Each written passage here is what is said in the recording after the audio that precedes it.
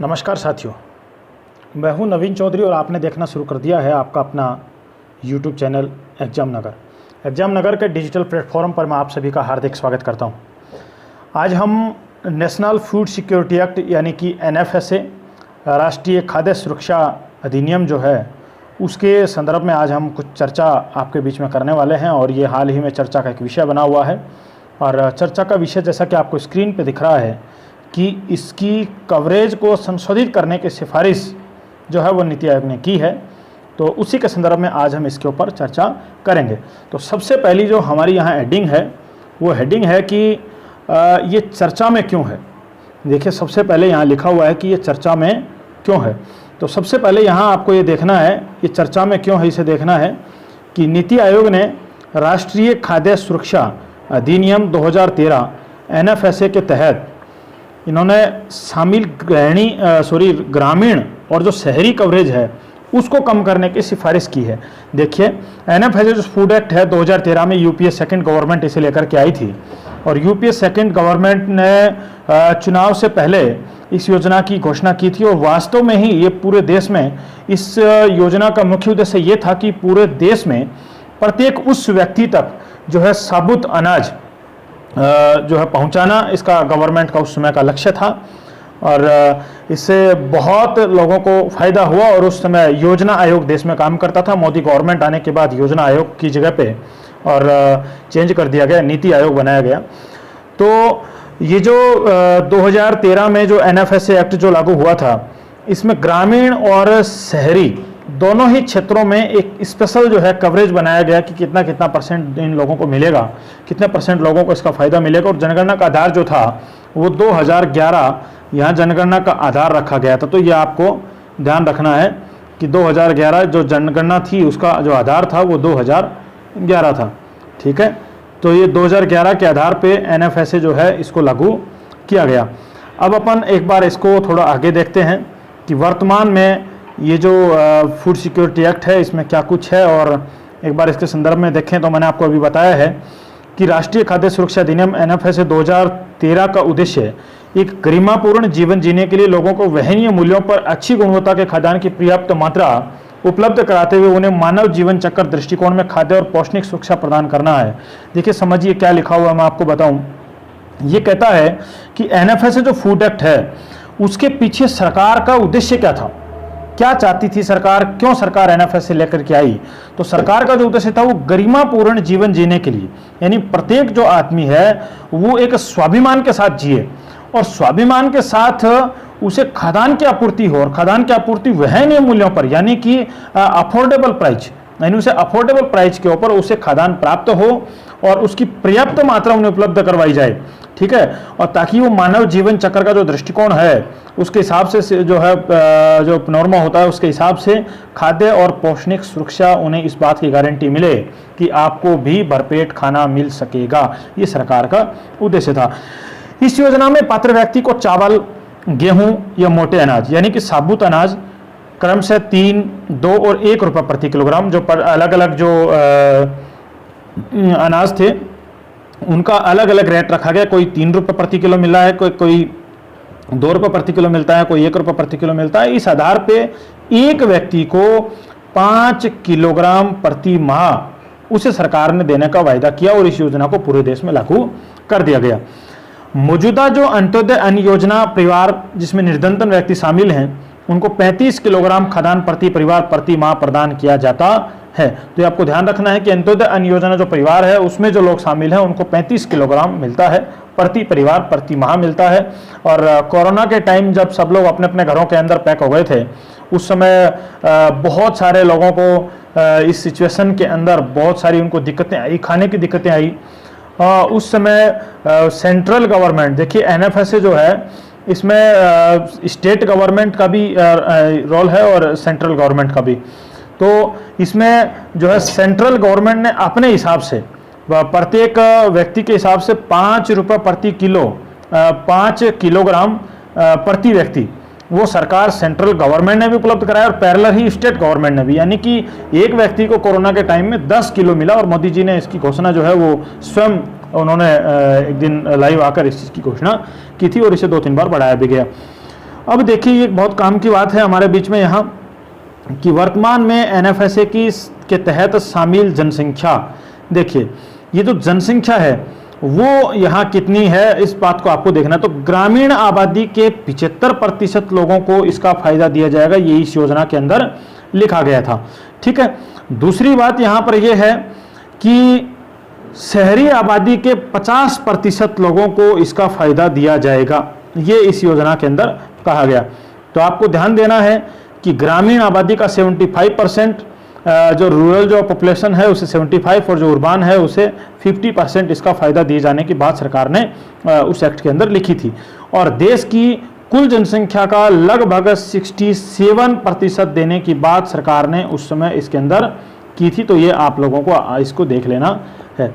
ठीक है, अब अपन अगली बात करते हैं कि 1 फरवरी 2021 को एनएफएसए के अंतर्गत आने वाले, अब देखिए इस चीज़ को समझिए, 1 फरवरी का जो डेटा है 2021 का, उसके अपन बात कर रहे हैं कि अंत्योदय अन्न योजना में शामिल परिवारों में लगभग 2.37 करोड़ परिवार या 9.01 करोड़ व्यक्ति, प्रत्येक को प्रति माह 35 किलो खाद्यान्न दिया जाता है।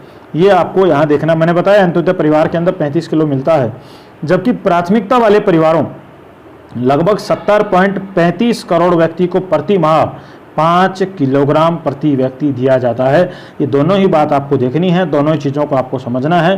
तो ये दोनों ही चीज़ बहुत इंपॉर्टेंट हैं, इसको भी और इसको भी आपको दोनों को आसानी से देख लेना है। ठीक है, इसके बाद हम आगे बढ़ते हैं। अब ये नीति आयोग ने हाल ही में इसकी सिफारिश की है और इस सिफारिश के कारण ही ये चर्चा में आया। तो क्या इसमें हुआ, क्या बात हुई, ये हमको समझना है। देखिए, नीति आयोग ने एनएफएसए के तहत 75% और 50% के जो क्राइटेरिया था उसे कम करने की यहाँ सरकार ने घोषणा की है। और उसे कितना कम किया जाएगा वो आपको देखना है कि 60%, तो वो कहता है कि 75% का तो कितना बना दीजिए 60%, किसमें भैया, ग्रामीण क्षेत्र में। और शहरी क्षेत्र में वो कहता है 50% का कितना बना दीजिए 40%। यानी ग्रामीण क्षेत्रों में तो कितना घटाया गया 15%, 15% घटाया गया। और आपका जो शहरी क्षेत्र है वहाँ इसको 10% कम करने की बात नीति आयोग ने सिफारिश की है। ये बात अलग है कि सेंट्रल गवर्नमेंट इसके ऊपर क्या डिसीजन लेती है, क्या फैसला लेती है। आगे अपन देखें तो इससे सरकार को क्या फ़ायदा होगा, ये बात इंपॉर्टेंट है।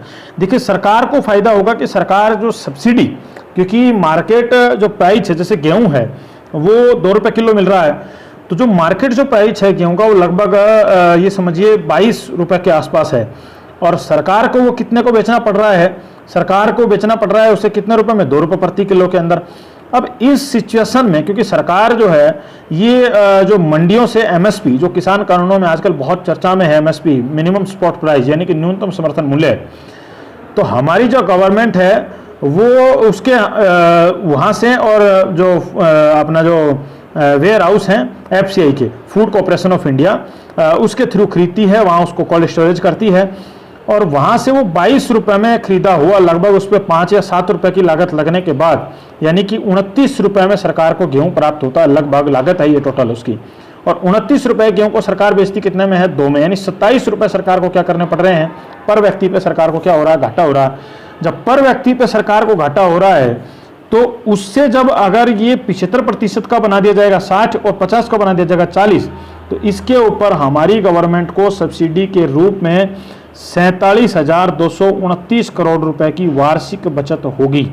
ये आपको यहाँ समझना है, ये बहुत इंपॉर्टेंट बात है कि सरकार को इससे कितना फ़ायदा होगा। तो ये सरकार को फ़ायदा टोटली यहाँ किसके अंदर होगा भैया, सरकार को यहाँ सारा का सारा फ़ायदा होगा किससे, ये सब्सिडी से सरकार को यहाँ पूरा फ़ायदा होगा। तो ये आपको देखना है। ठीक है, अब अपन इसमें आगे बढ़ते हैं।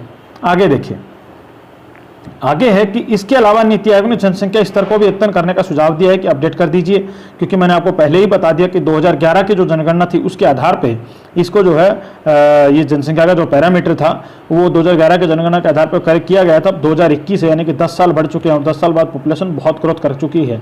तो गवर्नमेंट नीति आयोग ने सिफारिश किया कि भैया इसे जब आप बढ़ाना चाहते हैं, घटाना चाहते हैं, तो इसे इस आधार पर घटाइए कि जो पॉपुलेशन है वो 2021 के हिसाब से बनाइए। तो 75 का 60 बना दीजिए, 50 का 40 बना दीजिए।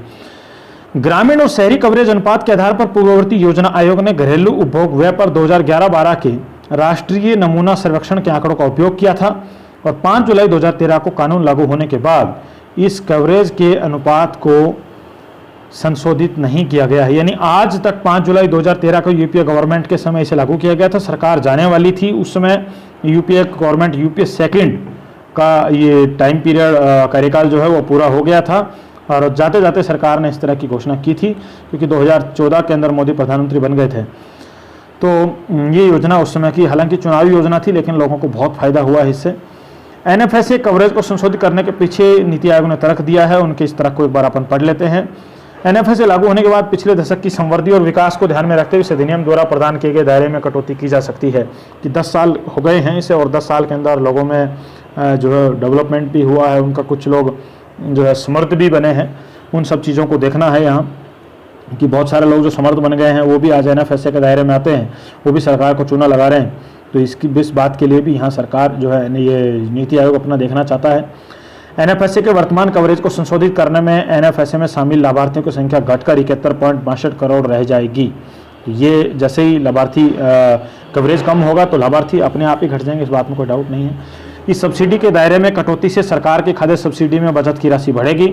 सरकार की खाद्य सब्सिडी बचत राशि का स्वास्थ्य और शिक्षा जैसे अन्य महत्वपूर्ण क्षेत्रों में उपयोग किया जा सकेगा। तो ये था हमारा जो नीति आयोग ने यहाँ जो इसमें इसके कवरेज के अंदर सिफारिश की हैं वो आपके सामने हमने रखा है। अब ये जो टॉपिक हमने पढ़ा है करंट अफेयर्स का, इसका जो पीडीएफ है वो आपको अपना जो चैनल है एग्जाम नगर, उसके ऊपर आपको मिल जाएगा और इसका जो पीडीएफ वो आप वहाँ से डाउनलोड कर लीजिए और इसको एक बार समझ लीजिए, बहुत अच्छे से आपकी समझ में आ जाएगा। आज के लिए इतना ही। अभी हम मिलते हैं अगली क्लास में और साइकोलॉजी का हमारा अगला क्लास होगा और उसमें हम मिलते हैं। तब तक के लिए आपसे विदा लेने का समय, और मेरे साथ जुड़े रहने के लिए आपका बहुत बहुत आभार। जय हिंद, जय भारत।